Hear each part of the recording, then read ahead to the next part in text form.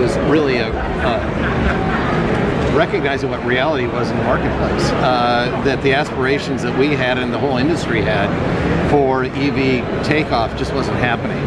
So it really positioned us, much better for the future. And you've seen the way our stocks responded. I think Wall Street believes that as well. How much of a comeback do you expect EVs to have, and when? Well, I mean, if you look globally, EVs are doing incredibly well, and we're participating in that. We've got more EVs coming. We have a very affordable EV coming here, which I think was a big problem with a lot of EVs, is that they simply were not affordable. So we're attacking that problem. I think it will be part of the mix, but you look at the Lightning. People said, "Oh, the Lightning's going away." No, it's not.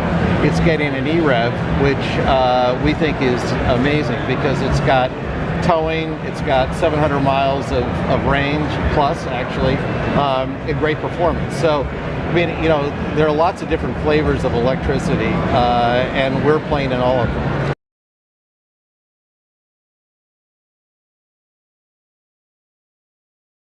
Well, no, I mean, we've done a really good job of not passing them on, and I think that, the Supreme Court's going to rule at some point on tariffs too, and so we're, look, the thing for us is just to remain nimble. But the thing to really remember for us is that we build more vehicles here than anybody else, and under the regime, that's a plus. What was your big takeaway from meeting with the president earlier today?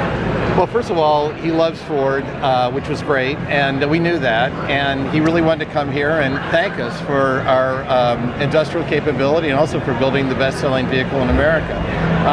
It was a great visit. I think he enjoyed it.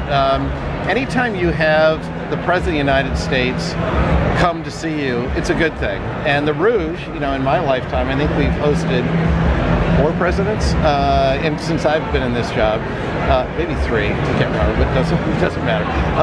But no, it's a big deal, and our people, I think, really appreciate it. But what did you tell him the industry needs and Ford in particular needs?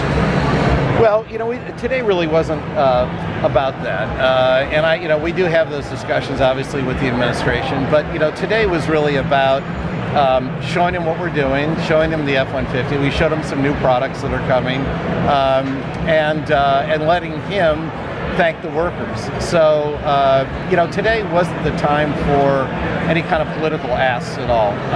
And I made that clear to our team, when we heard that he was coming, that, we're just going to be a great host. We're going to provide a great day for him. And all those asks will come at a different time. So what are those asks going to be next? Well, they change all the time. I mean, we have USMCA ahead of us, and tariffs are still kind of a moving feast, if you will. So we live in a very fluid world, both economically and politically. And I think it's just really important, and I think our team's really done a great job of staying nimble. If you look at how our world has changed just in the last few years, you mentioned electric, Mike. That whole landscape has changed dramatically. You've got the EPA ruling. You have, so we just have to adjust.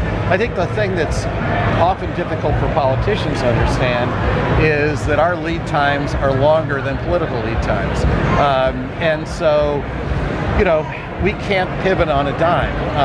But I think our team has done a really good job of doing just that this past year, and we're going to have to remain nimble going forward. You've had a lot of trouble, like the rest of the industry, of course, planning. I mean, everything seems to be changing regularly with him. Well, it's not just with him. If you look back I just look back at my career. You've had the presidency change hands, party-wise, very, very frequently, and with each turn of the wheel, there's a new political regime that comes in, and a new trade policy, new emission regulations. And so, we've been dealing with this for quite a while, Paul. In my perfect world, which I'll never live in, we will have stability and certainty of regulations.